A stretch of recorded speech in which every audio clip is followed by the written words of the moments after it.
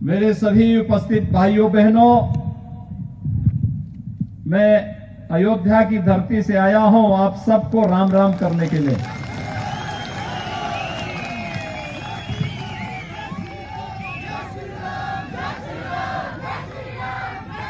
कितना सुखद संजोग है कि आज जब अयोध्या में भगवान राम का भव्य मंदिर का निर्माण हो रहा है, तब मुझे हिमाचल प्रदेश के अंदर मंदिरों की घाटी इस मंडी क्षेत्र में आकर के आप सबका दर्शन करने और आपके साथ संवाद करने का अवसर प्राप्त हो रहा है। मैं आप सबका हृदय से अभिनंदन करता हूं। भाइयों बहनों, आप सब सौभाग्यशाली हैं। किस देवभूमि में जन्म लेने और देव कार्य के साथ राष्ट्रीय कार्य करने के लिए आप सबको जुड़ने का अवसर प्राप्त हो रहा है। आज भारत प्रधानमंत्री मोदी जी के नेतृत्व में विकास और समृद्धि की जिस नित नई ऊंचाइयों को छू रहा है, हर भारतवासी उस पर गौरव की अनुभूति करता है। वैश्विक मानचित्र पर भारत को एक नई पहचान मिल रही है। आज दुनिया के अंदर कहीं भी कोई संकट आता है तो वह भारत की तरफ आशा भरी निगाहों से देखता है। आज भारत किसी का पिछलग्गू नहीं, बल्कि दुनिया भारत का अनुसरण कर रही है। वैश्विक मंच पर भारत के परंपरा को मिल रही मान्यता इस बात का उदाहरण है। जब प्रधानमंत्री मोदी जी दुनिया में जाते हैं और वहां के किसी राष्ट्राध्यक्ष को हिमाचल की टोपी भेंट करते हैं, तो हिमाचल प्रदेश वासी गौरवान्वित महसूस करता है कि देखिए हमारी पहचान को दुनिया के सामने प्रस्तुत कर रहे हैं प्रधानमंत्री मोदी जी। वैश्विक मंच पर जाकर जब प्रधानमंत्री मोदी जी कोई बात कहते हैं, पूरी दुनिया उनकी बात को बड़ी गौर के साथ सुनती है।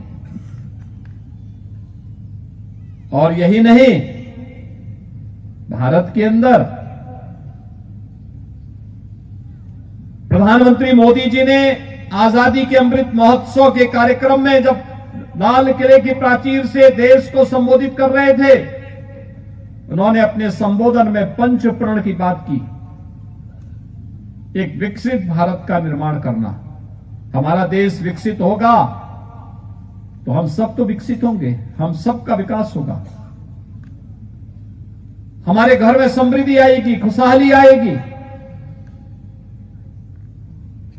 विरासत का सम्मान करना। विरासत के सम्मान का मतलब एक और 500 वर्षों की अयोध्या में गुलामी के कलंक को समाप्त करते हुए भगवान राम के भव्य मंदिर के निर्माण के मार्ग को प्रशस्त करना।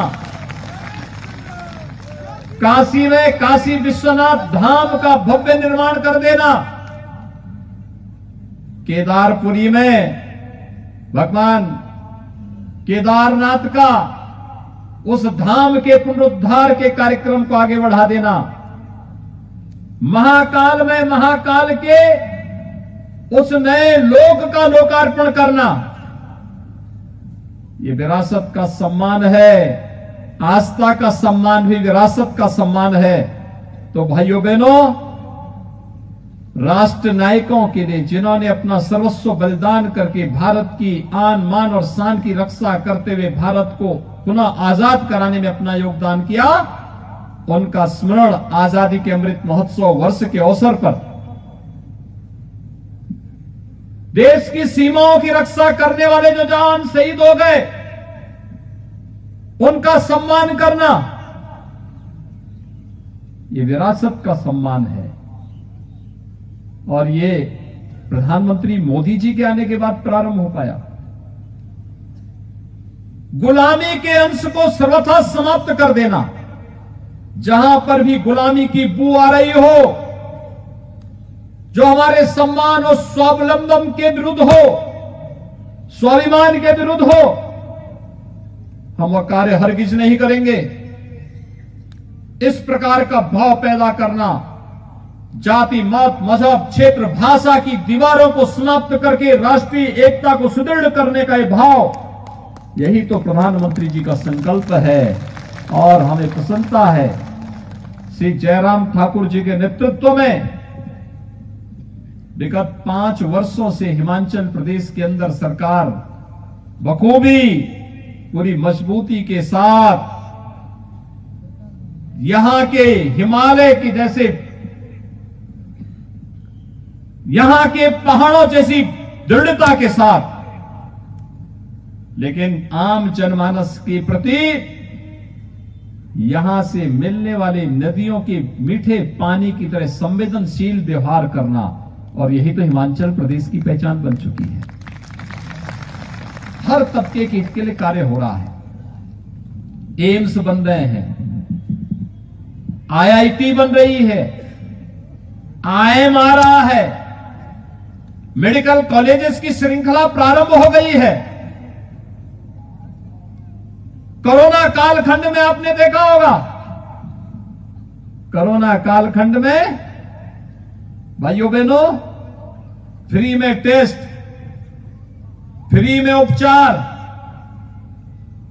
फ्री में वैक्सीन भी, और गरीबों के लिए फ्री में राशन भी।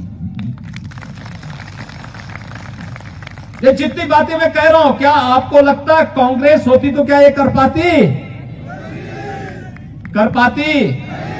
कांग्रेस को 55 से 70 वर्षों तक देश के अंदर शासन करने का अवसर प्राप्त हुआ था, और अगर वह चाहती तो भाइयों बहनों हिमाचल प्रदेश के हर जनपद में एक मेडिकल कॉलेज बन गया होता। उन्होंने नहीं बनाया, लेकिन डबल इंजन की सरकार बना रही है।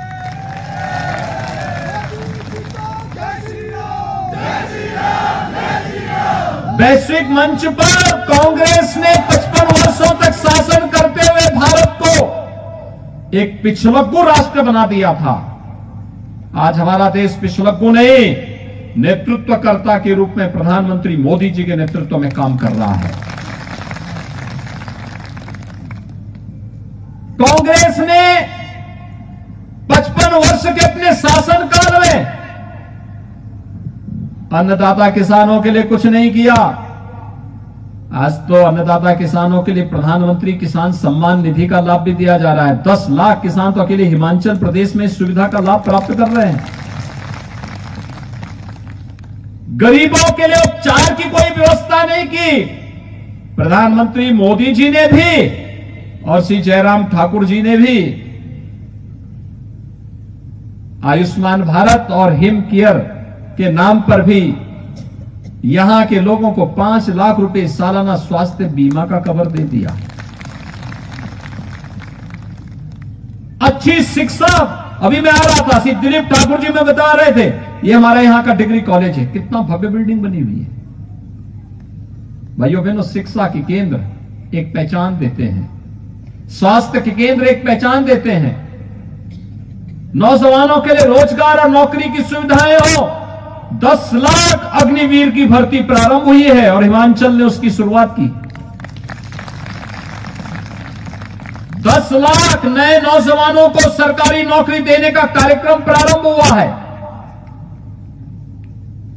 भाइयों बहनों, यह कार्य इसलिए हो पा रहा है क्योंकि समान विचारधारा की सरकार है। एक समान विचारधारा केंद्र में मोदी जी के नेतृत्व में, हिमाचल में जयराम ठाकुर जी के नेतृत्व में। और भाइयों बहनों, हिमाचल प्रदेश का तो ये सौभाग्य है कि भारतीय जनता पार्टी के राष्ट्रीय अध्यक्ष जी भी और केंद्र सरकार के सबसे युवा मंत्री भी हिमाचल प्रदेश से ही आते हैं। माननीय श्री जेपी नड्डा जी और माननीय श्री अनुराग ठाकुर जी भी हिमाचल प्रदेश का ही नेतृत्व, हिमाचल प्रदेश से देश का नेतृत्व कर रहे हैं। तो श्री दिलीप ठाकुर का भी चुनाव जीतना उतना ही महत्वपूर्ण है। भाइयों बहनों, इस प्रकार का कार्यकर्ता मिलना बहुत कठिन है जी। इस प्रकार का कार्यकर्ता मिलना कठिन है। 32 वर्ष से जो कार्यकर्ता केवल संगठन के लिए, मातृभूमि के लिए, विचारधारा के लिए कार्य कर रहा हो, जिन्होंने कार्यकर्ताओं के लिए सरकाघाट विधानसभा सीट के लिए, इस जनपद के लिए अपने परिवार की भी चिंता नहीं की, परिवार को की चिंता न करके पूरे जनपद की चिंता करते रहे। पत्नी चल बसी, लेकिन तब भी अपने संकल्पों से हटे नहीं। और भाइयों बहनों, यही भारतीय जनता पार्टी है। हमने यही संकल्प भारतीय जनता पार्टी में यही सीखा है। अपने लिए नहीं, देश के लिए जिएंगे, पार्टी के लिए कार्य करेंगे, पार्टी को सेवा का माध्यम बनाएंगे। और यह आदर्श उदाहरण श्री दिलीप ठाकुर ने मंडी जनपद में प्रस्तुत किया है। और इसलिए भारतीय जनता पार्टी नेतृत्व ने सरकाघाट विधानसभा सीट पर उन्हें अपना प्रत्याशी बनाया है। भाइयों बहनों, हमारी अपील होगी कर्नल इंद्र सिंह जी से भी कि उनको आशीर्वाद देना चाहिए अपने इस बच्चे को।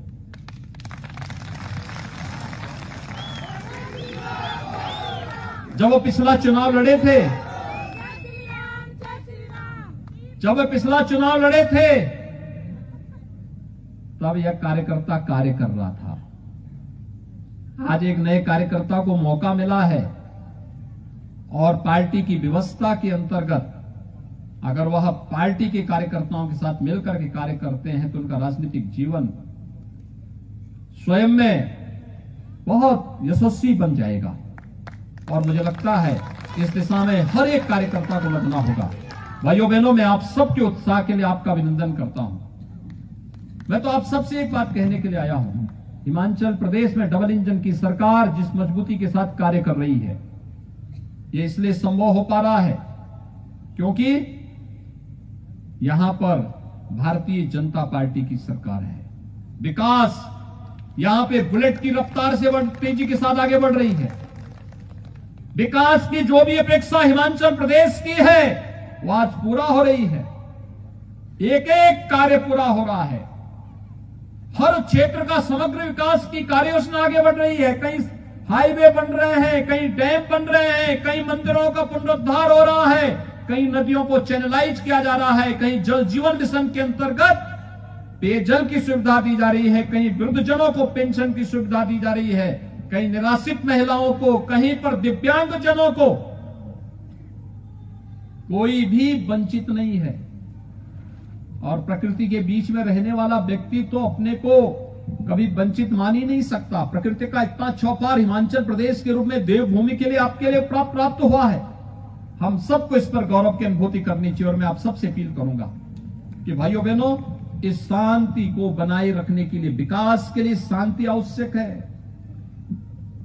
खासतौर पर इसलिए यहां पर मैं देख रहा हूं उत्तर प्रदेश के भी हमारे काफी भाई बहन यहां पर उपस्थित हुए हैं, काफी बड़ी संख्या में। और वे सब जानते हैं कि उत्तर प्रदेश में जब हम लोग माफियाओं के खिलाफ कार्रवाई करते हैं ना, तो वे इधर उधर कहीं ठोर ठिकाना ढूंढते हैं। और ऐसा ना हो कि कोई चूक हो जाए और फिर हिमाचल प्रदेश को अपना वो बना ले। उत्तर प्रदेश में तो नहीं आ सकते। उत्तर प्रदेश में हर प्रकार के माफियाओं के लिए रास्ते बंद कर दिए गए हैं। किसी प्रकार की समाज विरोधी, राष्ट्र विरोधी गतिविधि वहां नहीं पनप सकती। गरीबों का शोषण वहां पर कोई नहीं कर सकता। वहां पर तो अब विकास की डबल इंजन की सरकार भी उत्तर प्रदेश के अंदर तेजी के साथ आगे बढ़ रही है। कहीं पर अयोध्या में भगवान राम के भव्य मंदिर के निर्माण का कार्य चल रहा है, कहीं काशी विश्वनाथ धाम एक बार फिर से अपने वैभव को आगे बढ़ा रहा है। मथुरा वृंदावन में भी भगवान कृष्ण की जन्मभूमि और लीला भूमि में एक नई भव्यता आ रही है। प्रयागराज कुंभ की भूमि फिर से हम सबको अपनी ओर लालायित कर रही है। अब वहां पर विकास और समृद्धि के अलावा किसी माफिया के लिए कोई जगह नहीं। और भाइयों बहनों, हम भी इस बात को ध्यान में रखेंगे। कांग्रेस के आने का मतलब क्या होता है? अपने साथ माफिया को भी साथ में लेके आना है। कांग्रेस का मतलब माफिया को, कांग्रेस का मतलब भ्रष्टाचार को, कांग्रेस का मतलब करप्शन को, ये साथ में लेके चोली दामन का संबंध है, इनमें छूट ही नहीं सकता। एक साथ लेकर के चलेंगे और कभी उससे मुक्त नहीं हो सकते, कभी मुक्त नहीं हो सकते ये लोग। और इसलिए देश की जनता कांग्रेस को अब हाशिए पर पहुंचाने के बाद राष्ट्रपिता महात्मा गांधी के सपने को साकार करने जा रही है। कांग्रेस मुक्त भारत, और कांग्रेस मुक्त भारत को आपने सिद्ध किया है, इसको आगे बढ़ाने की आवश्यकता है। और भाइयों बहनों, मैं आप सबका आह्वान करूंगा, 12 नवंबर को चुनाव है, श्री दिलीप ठाकुर को भारी बहुमत से विजयी बना के भेजेंगे ना? भेजेंगे। जहां तक मेरी आवाज जा रही है, दोनों हाथ उठा करके बोलेंगे, जिता करके भेजेंगे। भाइयों बहनों, श्री दिलीप ठाकुर जिलाध्यक्ष भी हैं, अन्य सीटों पे भी प्रबंधन के लिए उनको मार्गदर्शन देना पड़ता होगा। हो सकता है घर घर न जा पाए चुनाव के दौरान। आप में से हर भाई बहन को उनका प्रतिनिधि बनकर के घर घर जाना होगा, हर मतदाता को मतदान करने के लिए प्रेरित करना होगा। कर पाएंगे? करेंगे? 12 नवंबर को जब चुनाव होगा तो सर्वत्र कमल ही कमल खिलता हुआ दिखाई देगा ना? सभी ओर हम विश्वास करके चलें, मैं मान करके चलूं कि 12 नवंबर के बाद जब 8 दिसंबर को मतगणना होगी तो हिमाचल प्रदेश में फिर से कमल पर, यहां पर कमल ही कमल नजर आता दिखाई देगा। विश्वास के साथ कह सकते हैं ना? तो फिर मेरे साथ आप बोलेंगे, भारत माता की, भारत माता की, भारत माता की जय श्री राम, जय जय श्री राम।